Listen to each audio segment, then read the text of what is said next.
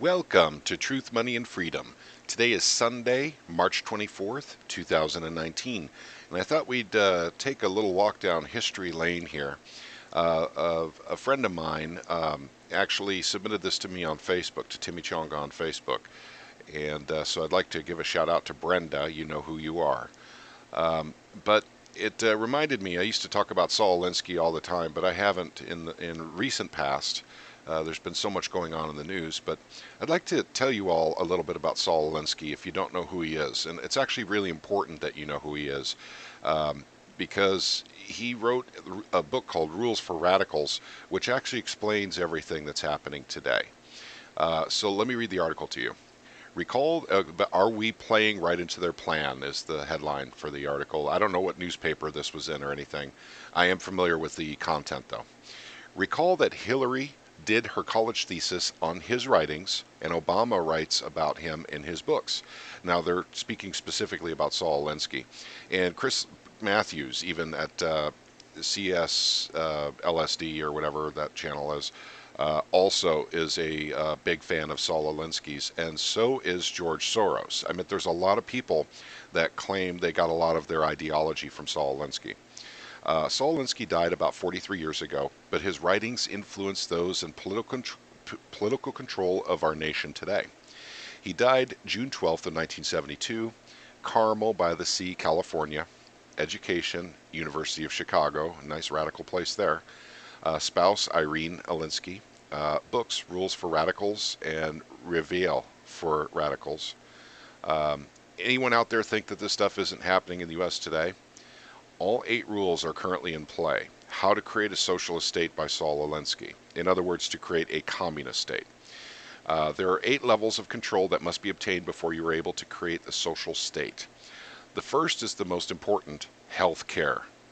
Control health care and you control the people. He's talking about the government control of health care.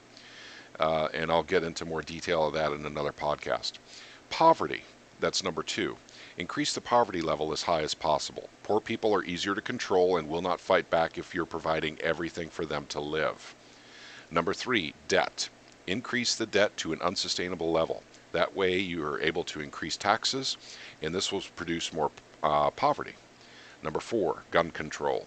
Remove the ability to defend themselves from government. That way you're able to create a police state. Once again, he's talking about what a government should do to its people. That's what he is referring to in all of these. Number 5, welfare. Take control of every aspect of their lives. Food, housing, and income. And we'll talk more about that in another podcast too. Education. Take control of what people read and listen to. Take control of what children learn in school. Another very important one that goes into Common Core. I could do a 20-minute podcast on each point, actually. Religion. Remove the belief in God from the government and from the schools. That's already been done. That's accomplished. Check that one off. Class warfare. Divide the people. Divide the people. I'm going to say it again. Divide the people into wealthy and poor. This will cause more discontent, and it will be easier to take or tax the wealthy with the support of the poor. That's a big one too. Does any of this sound like what's happening in the United States? Alinsky merely simplified Vladimir Lenin's original scheme for world conquest by communism under Russian rule. Stalin describes his converts as useful idiots. I have a lot to say about that comment right there as well. Useful idiots have destroyed every nation in which they have seized power and control. It is presently happening at an alarming rate in the U.S. It is difficult to free fools from the change they revere. Okay, so now that I've actually said this, like I said, the commentary could go on and on about this, and it is not my intent to offend people. You do have a right to be offended, but all this stuff is happening on every level, every bit of it. The healthcare system. Obamacare, the Affordable Care Act. Call it what you will, it's the same thing. It's literally a halfway point to going to a single-payer system. That's what that is. Poverty, increase poverty. Well, they've been doing a very good job of that through many mechanisms. There's so many mechanisms that they've created poverty here in the United States and in the world. Indeed, the world. And by the way, this probably applies to all the West. Debt, increase the debt to an unsustainable level. Of course you do. Of course you do. And also you introduce bills that cost a lot more money than the people could ever possibly afford, keep the debt level to a level that literally people are enslaved forever. Gun control, of course you want to remove the ability for people to defend themselves from government. The reason why he wrote that is very specific. It's because that's what the Second Amendment it was actually put in the Constitution for, and all of them knew it. Even when he wrote the book Rules for Radicals, I think it was in 1930 something or 1920 something he wrote the book. But we all know the reason we have the right to bear arms in the United States is to defend ourselves against a tyrannical government. That's the purpose for the Second Amendment. Welfare, take control of every aspect of their lives, food, housing, and income. We all know a lot of people that are on that system. And they will fight to save the welfare system. They're used to it. They like it. They don't want off of it, and they will fight to protect it. That's where useful idiots come in right here. Once again, I'm sorry if I'm offending anyone. I am literally doing my very best to just speak the truth, and remember, you do have the right to be offended. Education, take control of what people read and listen to. Take control of what children learn in school. Common Core, Common Core, Common Core. That way you take away their ability to critically think. That's what Common Core is done for. You can't think on your own anymore. Religion, remove the belief from God, from the government, and from the schools. That's already done as well. Our Constitution was pretty specific that our rights came from our Creator. So if we don't have a Creator anymore, that means that our rights come from the government and they have the right to take them away.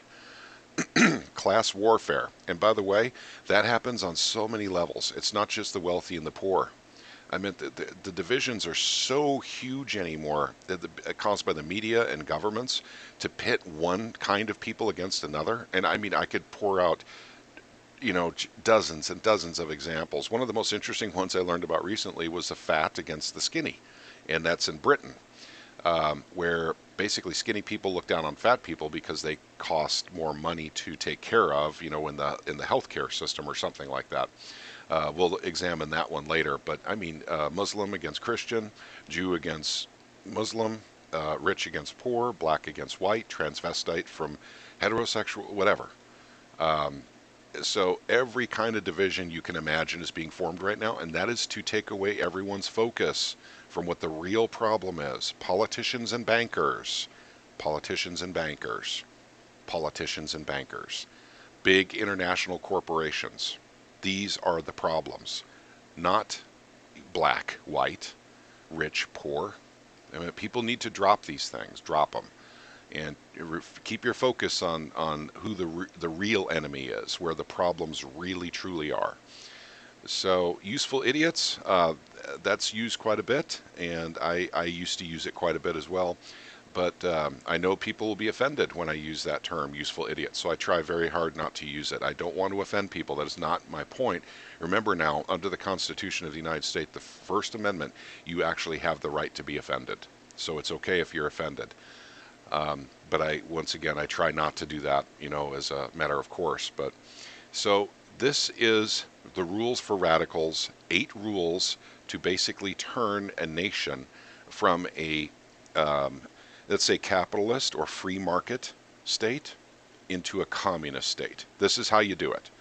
And this is what's happening here in the United States. I know this is happening many places in Europe and everywhere else in the West. Australia, Canada.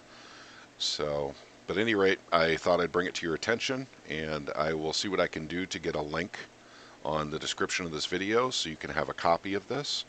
And thank you very much for listening to me today. Have a wonderful, wonderful day.